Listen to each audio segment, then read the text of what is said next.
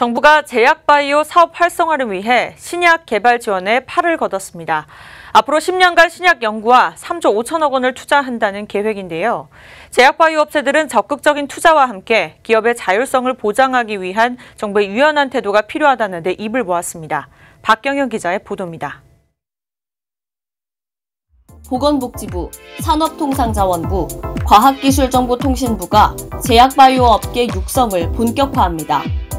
지난 5월 정부가 발표한 바이오 헬스 산업 혁신 전략의 후속 조치로 향후 10년 동안 국가 신약 개발 사업을 추진하는 겁니다. 동사업은 국가 제약 바이오 산업의 글로벌 경쟁력 강화와 국민 건강 증진을 사업의 목표로 하고 있으며 우수한 초기 파이프라인 확보를 위한 기반 확충.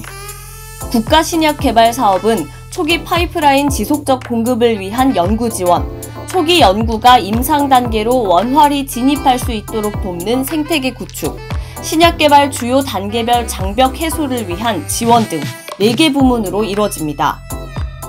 정부 지원을 통해 기술 개발에 성공할 수 있었던 업체들은 이번 지원 확대에 반가움을 먼저 표했습니다. 과거보다 한 걸음 더 진전된 지원이라며 추후 진행할 신약 개발 사업에 대해서도 정부와 보조를 맞춰 추진한다는 입장입니다. 정부에서 이렇게 이제 신약 개발을 지원하기 위해서 새롭게 프로그램 만드는 것에 대해서 기대가 큽니다. 좀 더 유연하게 과제를 받고 평가하고 관리하는 그런 시스템이 지금 도입되고 있기 때문에 그러면서 굉장히 많은 큰 진전이 있었다 이렇게 생각합니다. 저희가 새로 시작하는 과제가 3건 정도가 있습니다. 그래서 이것도 저희가 좀 더 준비해서 이 사업이 좀 구체화되고 과제가 나오게 되면 정부를 받아서 함께 해나가 볼까 하는 그런 계획을 가지고 있습니다. 다만 생태계 구축을 위한 정부의 독려가 자칫 기업의 자율성을 침해할 수 있다며 사업의 유연성이 필요하다는 지적도 있습니다. 국가 신약 개발 지원 사업 계획 세부 사업 중 신약 R&D 생태계 구축 연구 내용 일부를 문제 삼았습니다.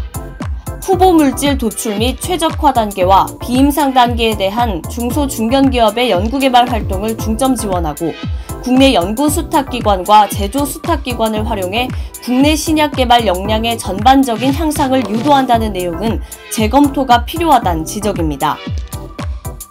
적어도 중소 중견기업의 경우에는 국내 시야로 CMO를 좀 활용하도록 유도하겠다 이렇게 또 이제 계획을 잡으셨는데 이거를 강요해서는 안 될 것 같습니다. 이건 사실 어떻게 보면 비용이라든지 품질이라든지 시간적인 측면에서 주관 기업이 좀 자율적으로 정해야 되는 부분이지. 사업의 유연성을 통해 시장 동향에 따라 수시로 전략을 재설정하고 목표 또한 과제마다 특성에 따라 달라져야 한다는 겁니다. 아울러 연구 설계를 전문적으로 돕기 위한 컨설팅 강화도 필요하다는 의견을 더했습니다.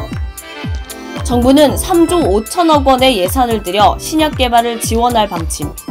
이를 통해 글로벌 기술 이전 연 100억 달러 이상의 결과를 낼 수 있을 것으로 기대하고 있습니다.